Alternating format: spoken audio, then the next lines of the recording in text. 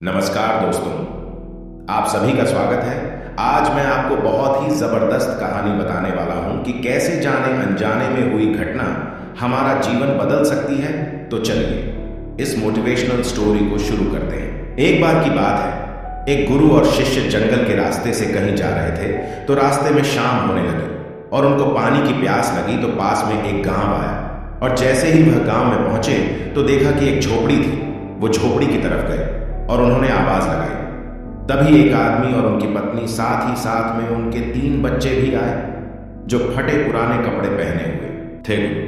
यह सब दृश्य देख रहे थे कि इतना बड़ा खेत है, इन्होंने फसल इसमें नहीं लगाई हुई है। तो गुरु ने सबसे पहले तो पानी के लिए आग्रह किया कि हमें पानी मिल सकता है।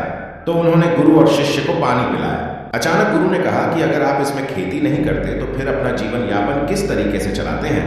तो उस आदमी ने कहा कि हमारे पास एक भैंस है और इस भैंस का दूध बेच करके पैसे कमाते हैं और इसी से हम आजीविका चलाते हैं। गुरु ने उनकी इस बात को ध्यानपूर्वक सुना और उनके बीच में कुछ देर तक बातचीत हुई, लेकिन अंधेरा हो चुका था।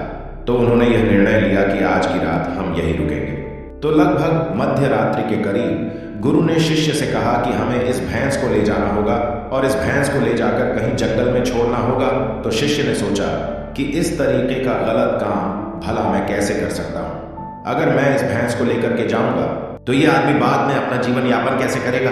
लेकिन गुरु का आदेश था, उसको करना पड़ा। वह अपने गुरु के साथ चला गया और आधी रात को गुरु और शिष्य निकल लिए, लेकिन भैंस को भी अपने साथ ले आए और बहुत दूर छोड़ दिया ताकि वहां से भैंस वापस अपने गांव में ना आ सके।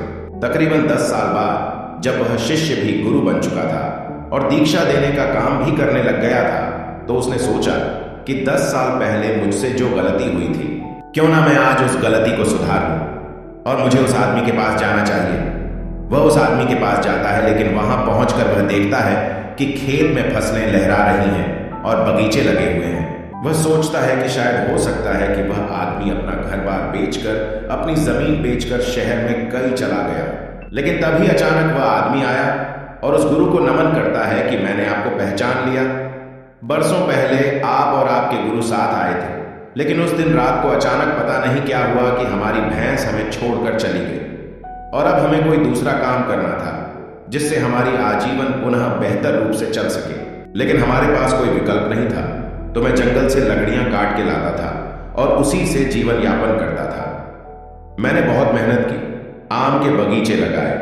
धीरे धीरे आम के बगीचे से लोग आम खरीदने लगे और धीरे धीरे मेरा आम का बगीचा बड़ा होने लगा और मुझे अच्छे खासे फल और उनसे पैसे मिलने लगे और मेरा बिजनेस बढ़ता गया, मेरा काम बढ़ता गया। अंततः यह जो आप देख रहे हैं वह 10 सालों की मेहनत का नतीजा है।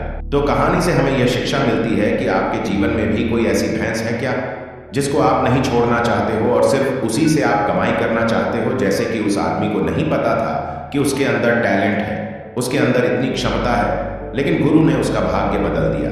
हमेशा परिवर्तन तभी होता है जब आपके पास कोई विकल्प नहीं होता है, और जब आपके पास कोई विकल्प नहीं होता है तो सिर्फ आपके पास जो रास्ता होता है आप उसी पर चलते हैं, और जब आप उसी रास्ते पर चलते हैं तो जीवन में आपको सफलता जरूर मिलती है।